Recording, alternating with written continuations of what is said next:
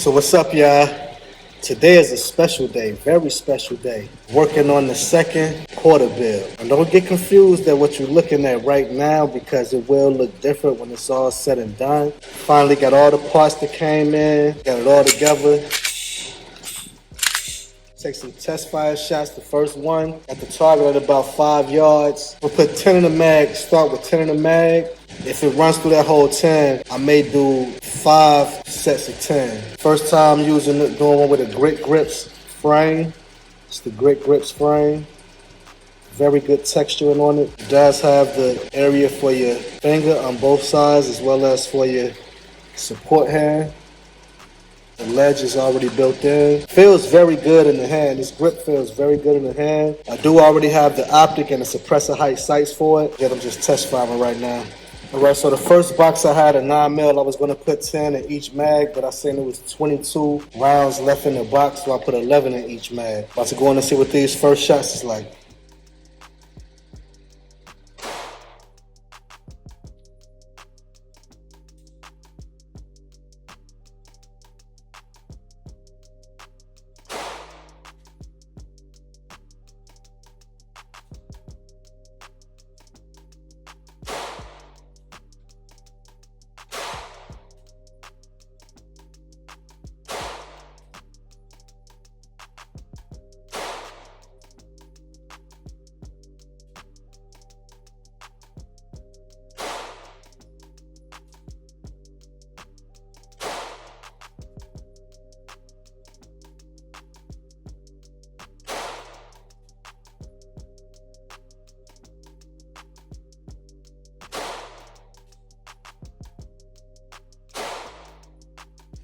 Went through that first mag, not going all the way back into battery. It's getting stuck about like that.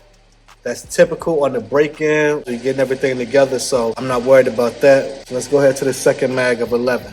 That first mag was with the 11-pound recoil spring. I'm going to switch to the 13 because I do remember the 11. It does have that issue trying to get it back into battery. It's a little too light. So I'm going to switch to the 13-pound recoil spring. See how it runs with this. All right, I got the 13-pound recoil spring in. Let's see how this runs.